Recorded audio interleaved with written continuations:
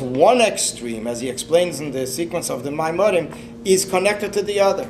The bottom part is connected to the top part. One is connected to the other. One extreme, not only the one opposite extreme, relates to the other opposite extreme. As we see it also many times, that the final inyan of something is actually the shleimus of everything and fulfills the goal of what this whole thing was about and what the beginning of it was. Al derech we find it in many different yonim. We see it also in regards to the sun, that the heat of the sun hits the lowest atmosphere more than the other atmospheres, because it's dafka like a stone. The Rebbe says like a stone that hits against the wall. So depending on what kind of backfire the stone had, so this will depend how strong the stone is after it backfires from the wall. In other words, where do we see the strength of the stone? When it backfires a certain background which is in its way, that interferes. So al derech zeh is also in regards to everything, that when it comes to a chesem, a signature of something, so it says hakel heilach achar achitum. In a shtar, in a contract, everything goes according to the final word. Which the same thing is also in regards to the inyan of lemata adin tachlis, that where is the ultimate goal of making this world a dwelling place is in this lowest world. So therefore this is where the desire of the extreme level of godliness is fulfilled. Nisava Kodesh Baruch Hu, that Hashem had a desire to have a dwelling place in this world, as it's mentioned in Medrash, in anthology, in Medrash Tanchuma, Parsha Nase. So this is fulfilled when actually it is happening, when it's taking place in a physical sense. Now, after the Rebbe is speaking about the dafka that the descent is for the purpose of ascent, therefore there's no other way to come around it, but we need the Yerida to come to the elevation. And as the Rebbe brings, because the purpose is to elevate the lowest level, which this is in place, and the same thing also in time, because time and place are connected. So now the Rebbe is going to begin explaining what is the inyan of Golus. So now the Rebbe continues in chapter 7. What is the inyan of Golus and what went in Golus? It was the body that went in Golus, but not the neshama. And the Rebbe is explaining what the inyan of Golus, that it's only temporary. This is actually, we can mamish feel the 3 weeks, how the Rebbe, when the Rebbe speaks about the inyan of Golus, right?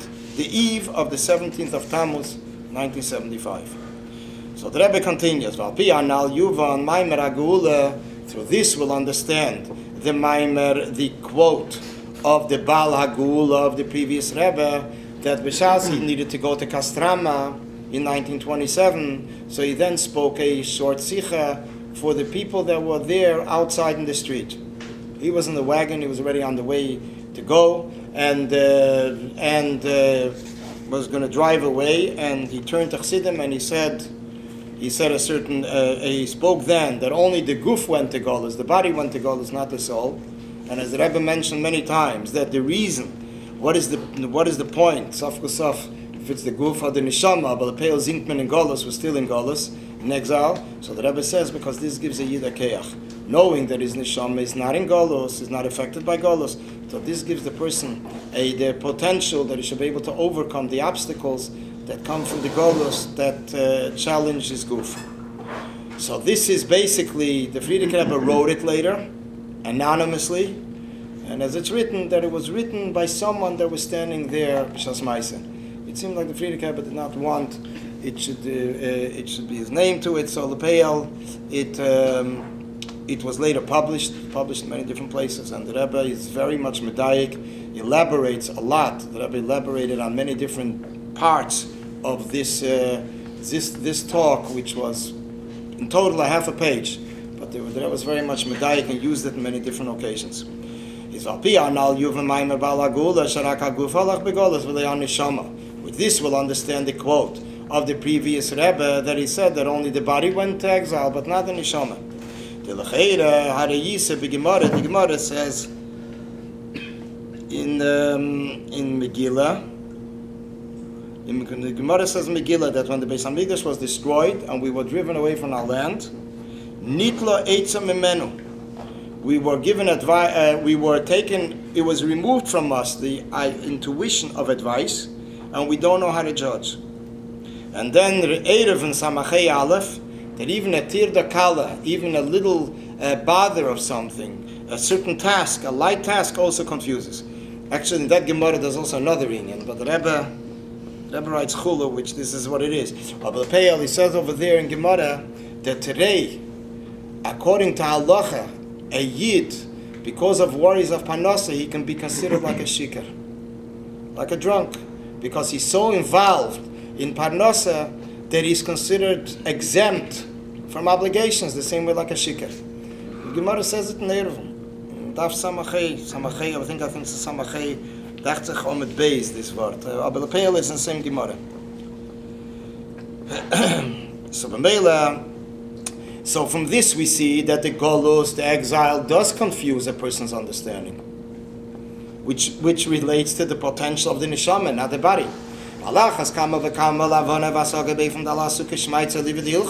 Especially when it comes to understanding something that he should be able to bring it down in a final verdict, which is even more yet than just knowing the information.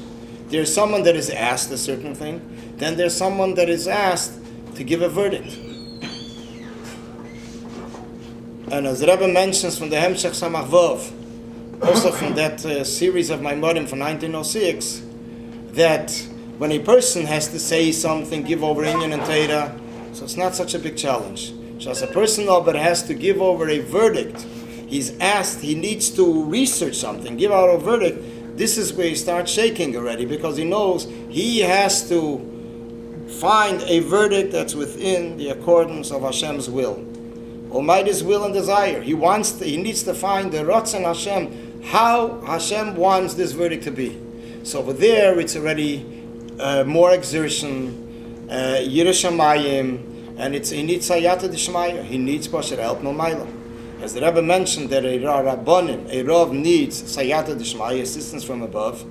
Ad Kedei Kach, that there was a Maisa once with a certain Rav that he came to a town and they tested him, Neder B'Yehuda, and he answered everything. Then they asked him a question and he said this instance never happened. So they asked him, how does he know?